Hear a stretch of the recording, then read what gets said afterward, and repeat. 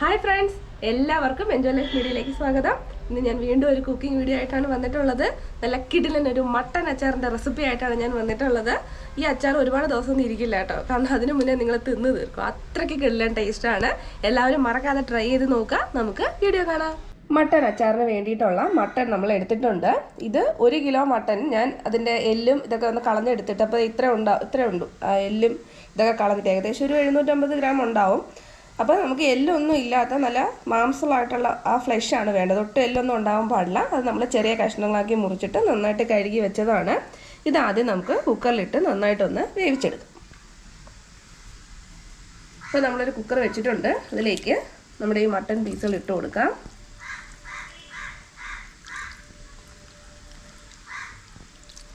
അതിലേക്ക് ഒരു 1/4 ടീസ്പൂൺ മഞ്ഞൾപ്പൊടി ഞാൻ ചേർക്കുന്നുണ്ട്.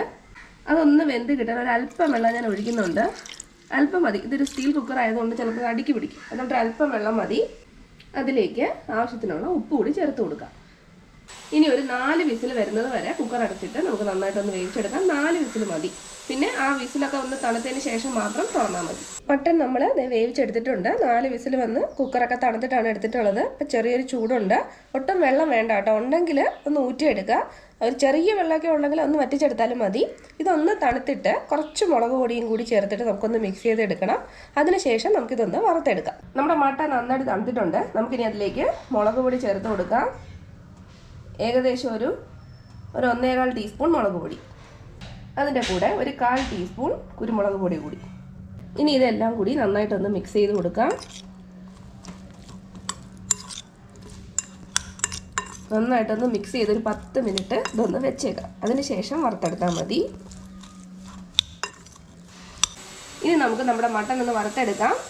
ഒരു ഇരുമ്പേട്ട് ഞാൻ വെച്ചിട്ടുണ്ട്. നമുക്കതിലേക്ക് ആവശ്യത്തിനുള്ള എണ്ണ ഒഴിച്ചു കൊടുക്കാം.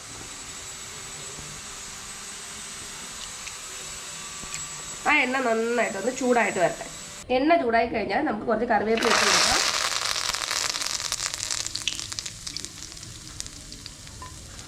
ഇനി അതിലേക്ക് നമ്മൾ മസാല പുരട്ടി വെച്ചിട്ടുള്ള മട്ടൻ ഇട്ട് കൊടുക്കാം.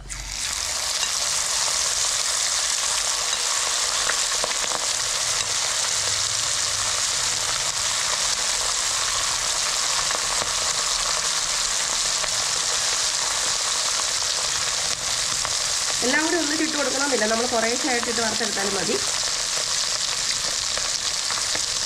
മട്ടനൊക്കെ ഇത് നന്നായിട്ട് മുരിഞ്ഞിട്ടുണ്ട്. ഒരുപാട് ഇട്ടങ്ങ് മുരിക്കരുത് കേട്ടോ, ആ ടേസ്റ്റ് ഉണ്ടാവില്ല. ഇനി നമുക്കിത് കോരിയെടുക്കാം.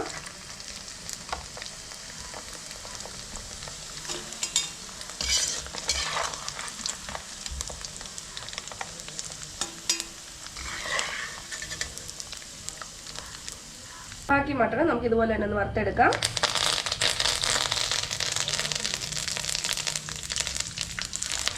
കറിവേപ്പില ഇട്ട് കൊടുത്തതിന് ശേഷം ബാക്കിയുള്ള മട്ടൻ കൂടി ഇട്ട് കൊടുക്കാം. മട്ടണെല്ലാം നമ്മൾ കോരി എടുത്തിട്ടുണ്ട്. ഇനി അതേ എണ്ണയിലേക്ക് തന്നെ ഞാനൊരല്പം കടുക് ഇട്ട് കൊടുക്കുന്നുണ്ട്. അതൊന്ന് പൊട്ടട്ടെ. കടുക് പൊട്ടുമ്പോഴേക്കും നമുക്ക് കറിവേപ്പില ഇട്ട് കൊടുക്കാം.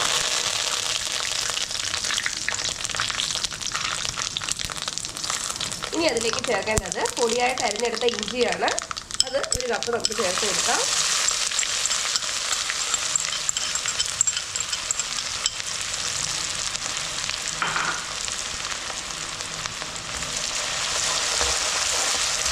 അതിൻ്റെ കൂടെ തന്നെ 1 കപ്പ് വെളുത്തുള്ളി.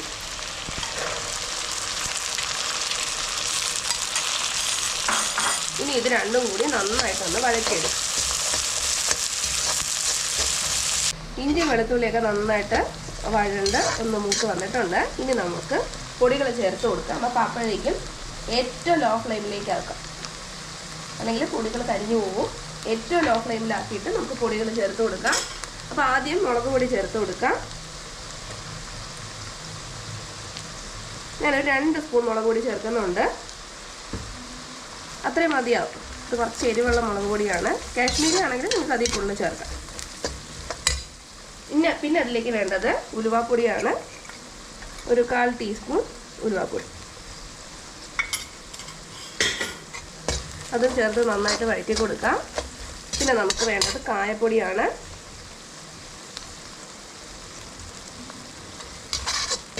ആവശ്യത്തിന് കായപ്പൊടി ചേർത്ത് കൊടുക്കാം. പൊടികളുടെയൊക്കെ പച്ച മണം മാറി ഒന്ന് വഴണ്ട് കഴിയുമ്പോഴേക്കും നമുക്ക് വിനാഗിരി ചേർത്ത് കൊടുക്കാം. ഇത് ഒരു 3/4 ഗ്ലാസ്സിൽ വിനാഗിരിയും ബാക്കി കുറച്ച് വെള്ളം ചേർത്തതുമാണ്. നമുക്കത് ഒഴിച്ചു കൊടുക്കാം.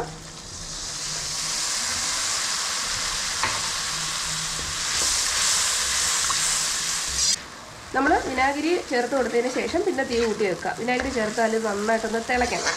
അങ്ങനെ തിളച്ച് വരുമ്പോൾ നമുക്ക് ഈ ഗ്രേവിക്ക് ആവശ്യത്തിനുള്ള ഉപ്പ് ചേർത്ത് കൊടുക്കാം. ഉപ്പ് നിങ്ങൾ നോക്കിക്കോണം, കറക്റ്റ് അളവിന് ചേർത്ത് കൊടുക്കുക. നോക്കിയിട്ട് ആവശ്യത്തിനുള്ള ഉപ്പ് ചേർത്ത് കൊടുക്കുക. കുറവാണെങ്കിൽ കുറച്ചുകൂടി ചേർത്ത് കൊടുക്കാം കേട്ടോ. ഈ സമയത്ത് തന്നെ ചേർക്കണം, എന്നാലേ നന്നായിട്ട് അതിലേക്ക് ഒന്ന് പിടിക്കത്തുള്ളൂ. ഇനി നമുക്ക് നമ്മൾ വറുത്ത് വെച്ചിട്ടുള്ള മട്ടൺ ചേർത്ത് കൊടുക്കാം.